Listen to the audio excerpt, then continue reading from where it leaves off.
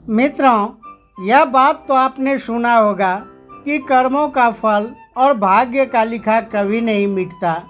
हम अच्छे कर्म और बुरे कर्म इसी पृथ्वी पर करते हैं और हम सोचते हैं कि हमें कोई नहीं देख रहा है, लेकिन एक अलौकिक शक्ति है जो हमेशा हम पर नज़र रखती है। जैसा बीज बोओगे वैसी ही फसल प्राप्त करोगे।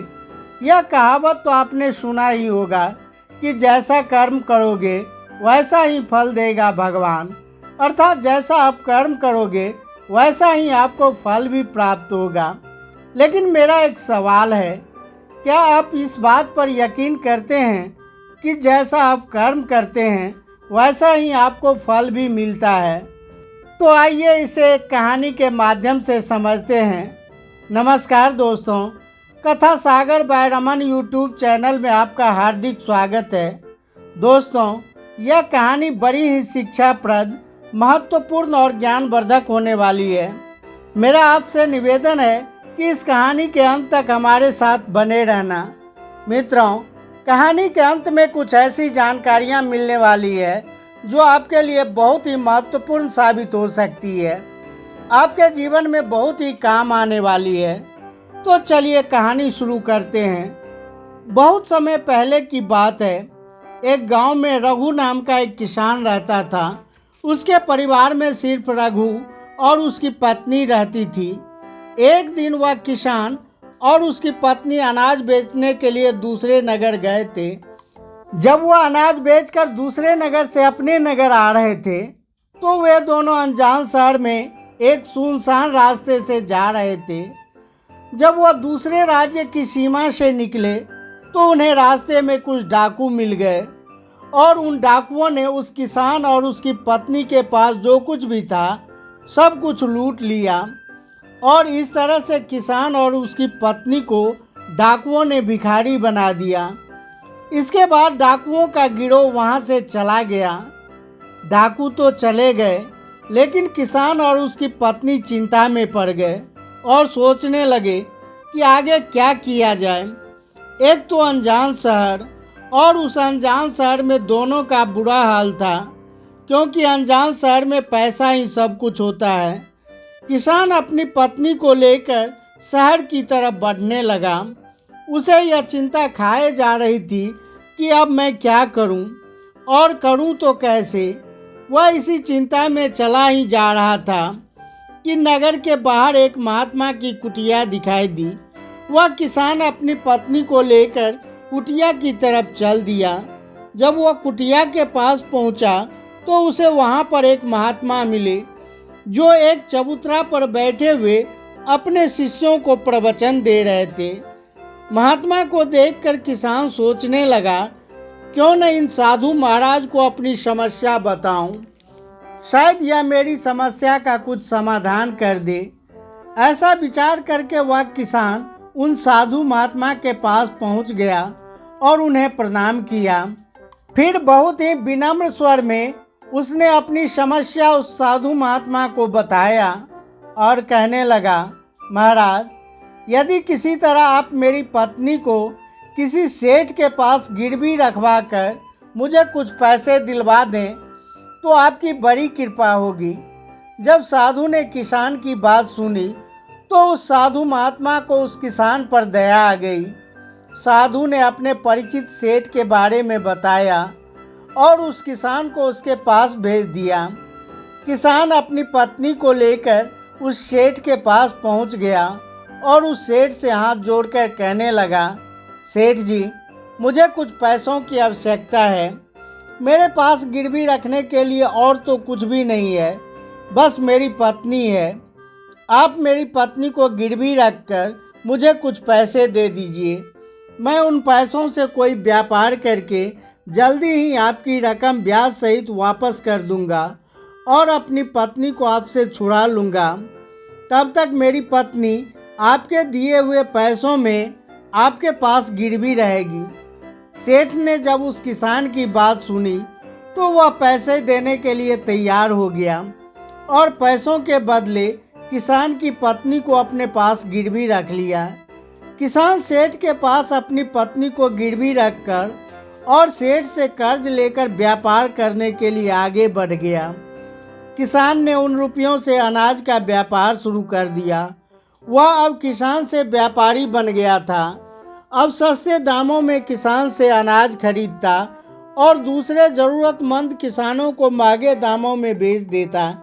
इस प्रकार रघु ने उन पैसों से बहुत ही कम समय में अच्छा खासा धन अर्जित कर लिया। जब रघु ने खूब पैसा कमा लिया तो 8 महीने बाद फिर रघु उसी नगर में लौट आया जिस नगर में वह अपनी पत्नी को उस सेठ के पास गिरवी रख कर गया था। रघु नगर में आकर सीधा उस सेठ के पास पहुंच गया और सेठ के पास पहुंचकर कहने लगा, सेठ जी, मैं 8 महीने पहले आपके पास अपनी पत्नी को गिरवी रख कर गया था। आप अपना हिसाब करके मुझसे रुपये ले लीजिए और मेरी पत्नी को मुझे वापस लौटा दीजिए। यह सुनकर सेठ ने कहा, भाई क्या बताऊं, आज से 3 महीने पहले की बात है। तुम्हारी पत्नी अचानक बीमार पड़ गई और उस बीमारी के कारण तुम्हारी पत्नी की मृत्यु हो गई। मैंने तुम्हारी पत्नी का बहुत इलाज भी करवाया, अच्छे से अच्छे वैद्य को दिखाया, फिर भी तुम्हारी पत्नी को नहीं बचा सका। जब उस सेठ के मुंह से यह सुना तो रघु यह सुनकर बड़ा दुखी हुआ। फिर थोड़ा धीरज रखकर उस सेठ से बोला, सेठ जी, जो होना था वह तो हो चुका है। शायद मेरे नसीब में ऐसा ही लिखा हुआ था। वह मेरे साथ रहती तब भी आयु पूरी होने पर उसे मरना ही पड़ता। होनी को कौन टाल सकता है। फिर भी आप अपने पैसे मुझसे ले लीजिए ताकि मुझे इस बात का संतोष हो जाए कि मैंने अपना कर्ज चुका दिया और मैं अपना कर्ज चुकाकर अपनी पत्नी को गिरवी रखने के कलंक से खुद को बचा लिया। रघु की बात सुनकर वह सेठ बोला, नहीं नहीं भाई, अब मैं तुमसे वह पैसे कैसे ले सकता हूँ। जब मैं तुम्हारी अमानत ही तुम्हें नहीं लौटा सकता तो अपना कर्ज वापस लेने का मुझे कोई हक नहीं है। रघु ने बार बार सेठ से अपना कर्ज वापस लेने का आग्रह किया परंतु सेठ नहीं माना। उदास भाव से जब रघु वहाँ से निकला तो रास्ते में फिर उसी स्थान पर पहुँच गया जहाँ पर वह उन साधु महात्मा से पहली बार मिला था। हमेशा की तरह वह साधु महात्मा अपने चबूतरे पर बैठे हुए अपने शिष्यों को प्रवचन सुना रहे थे। रघु भी मन की शांति के लिए वहीं पर बैठ गया और महात्मा के प्रवचन सुनने लगा। साधु महात्मा ने जब रघु को देखा तो साधु महात्मा उसे पहचान गए और उसका हालचाल पूछने लगे। रघु ने पूरा घटनाक्रम उस साधु महात्मा को बता दिया। वह साधु एक सिद्ध महात्मा थे। रघु की बात सुनकर उस साधु ने कहा, भाई, उस सेठ ने तुम्हारे साथ धोखा किया है। तुम्हारी पत्नी निश्चित रूप से जीवित है। तेरी पत्नी को या तो उस सेठ ने अपने घर में छुपा लिया है या फिर उस सेठ ने तेरी पत्नी को अपने किसी परिचित के यहाँ दूर किसी जगह पर भेज दिया है। अब तू ऐसा कर, यहाँ के राजा के पास चला जा और राजा के दरबार में जाकर प्रार्थना करना कि राजा साहब, मेरी पत्नी को सेठ से वापस दिलवा दूँ, क्योंकि इस नगर का जो राजा है वह बहुत ही बुद्धिमान व्यक्ति है। वह निश्चित ही तेरी पत्नी को उस सेठ पर जोर डालकर तुझे दिलवा देगा। उसके दरबार में ही तुम्हारा फैसला होगा। जब रघु ने उस साधु महात्मा की बातों को सुना तो रघु उस साधु महात्मा की बात मानकर राजा के दरबार में जाने के लिए चल दिया। रघु राजा के दरबार में पहुंच गया और राजा के दरबार में पहुंचकर राजा से गुहार लगाने लगा कि महाराज, मेरी पत्नी को सेठ से मुझे वापस दिलवा दीजिए। महाराज, मैंने सेठ से कुछ धन उधार लिया था। बदले में मैं अपनी पत्नी को सेठ के पास गिरवी रख कर गया था। जब मैं धन लेकर अपनी पत्नी को वापस लेने के लिए उस सेठ के पास गया तो वह कह रहा है कि मेरी पत्नी का देहांत हो गया है। महाराज, वह झूठ बोल रहा है। रघु की प्रार्थना सुनकर राजा ने सेठ को दरबार में बुलाया और उससे कहा, सेठ, क्या यह बात सच है कि यह किसान कुछ रुपयों के बदले अपनी पत्नी को तुम्हारे पास गिरवी रख कर गया था? सेठ ने स्वीकार करते हुए कहा, हाँ राजन, किसान की यह बात बिल्कुल सच है। राजा ने फिर कहा, तो तुम इसकी पत्नी को क्यों नहीं लौटा रहे हो? राजा की बात सुनकर वह सेठ कहने लगा, वह कैसे लौटा सकता हूँ महाराज? मैंने इस किसान को बता तो दिया कि आज से 3 महीना पहले इसकी पत्नी की मृत्यु हो चुकी है। महाराज, मैं अब धर्मराज के पास जाकर इसकी पत्नी को वापस तो नहीं ला सकता। राजा ने पूछा, कोई गवाह है तुम्हारे पास जो इस बात की पुष्टि कर दे कि इसकी पत्नी की मृत्यु हो चुकी है? तब सेठ बोला, जी महाराज, इस बात की पुष्टि वह अच्छी तरह से कर देगा जिसने इस व्यापारी के पत्नी का इलाज किया था, और वह 4 व्यक्ति भी इस बात की गवाही दे देंगे जो इसकी पत्नी को श्मशान में जलाकर आए थे। उस सेठ ने यह बात इतने आत्मविश्वास के साथ कहा कि राजा को भी उस पर भरोसा हो गया। तब राजा ने रघु से कहा, भाई, अगर तुम्हारी पत्नी जीवित होती तो हम तुम्हें अवश्य वापस दिलवा देते। अब तो हमारी भी मजबूरी है। इस प्रकार राजा ने रघु को समझा बुझाकर वापस भेज दिया। रघु फिर से साधु महात्मा के पास पहुंच गया और जो कुछ दरबार में राजा और सेठ ने कहा था वह सारी बातें साधु महात्मा को बता दिया। यह सब सुनकर उस ज्ञानी महात्मा ने कहा, मैंने राजा को इतना विवेकहीन नहीं समझा था। मुझे दुख है कि उसने तुम्हारे साथ कोई न्याय नहीं किया। उस राजा ने सेठ की बातों पर यकीन तो कर लिया और तुम्हें समझा बुझाकर मेरे पास वापस भेज दिया। अब तुम मेरी एक बात ध्यान से सुनो। तुम फिर से एक बार राजा के पास जाओ और उसे कहना कि सिर्फ 3 घंटे के लिए वह अपनी राजगद्दी पर मुझे बैठने का अधिकार दे दे। तब मैं राजा को बताऊंगा कि न्याय कैसे किया जाता है और न्याय किसे कहते हैं। रघु एक बार फिर से राजा के दरबार में पहुंचा और जैसा उस साधु महात्मा ने कहा था उसने राजा से कह दिया।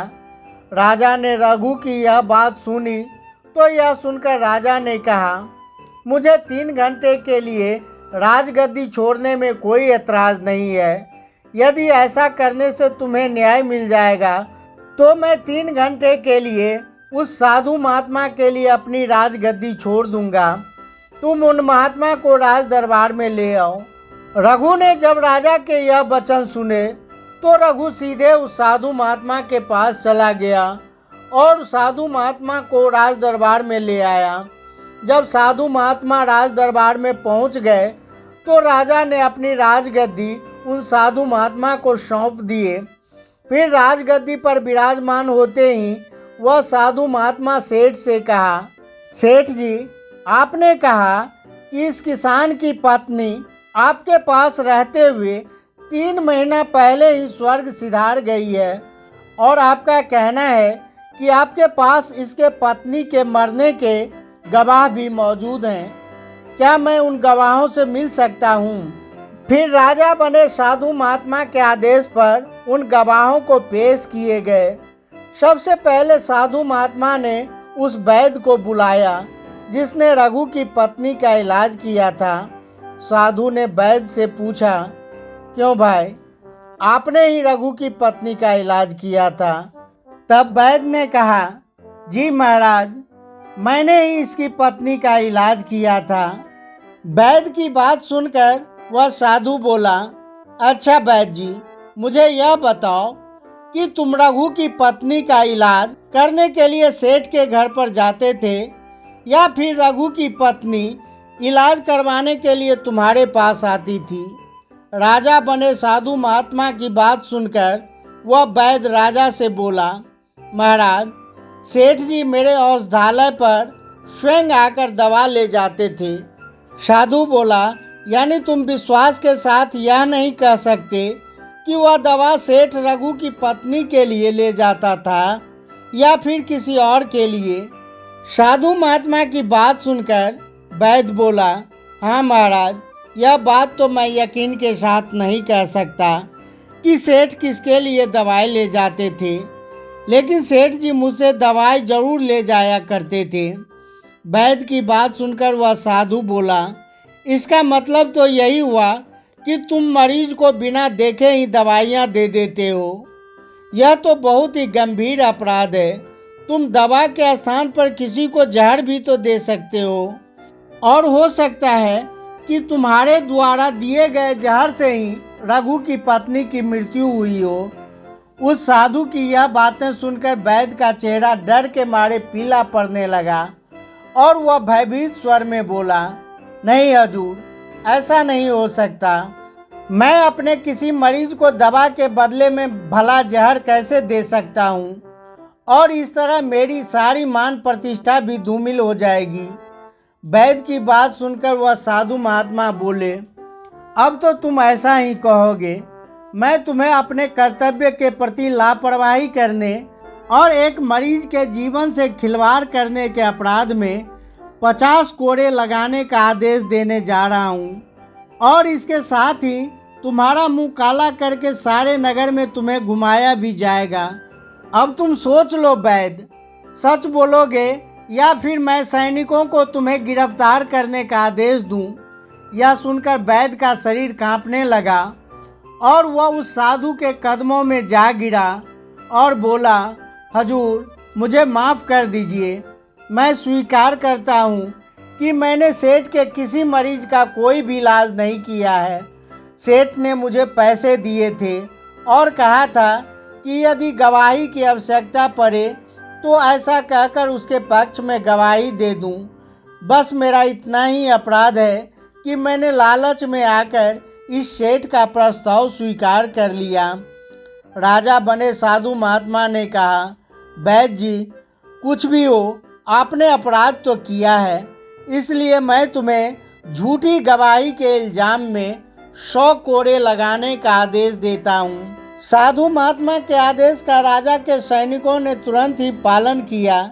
सैनिकों ने तत्काल ही उस वैद्य को पकड़ लिया और भरे दरबार में उसे कोड़े लगाने लगे। पहला कोड़ा लगते ही वह जोर से चीख पड़ा और कहने लगा, महाराज, मुझ पर दया कीजिए, मैं मर जाऊंगा।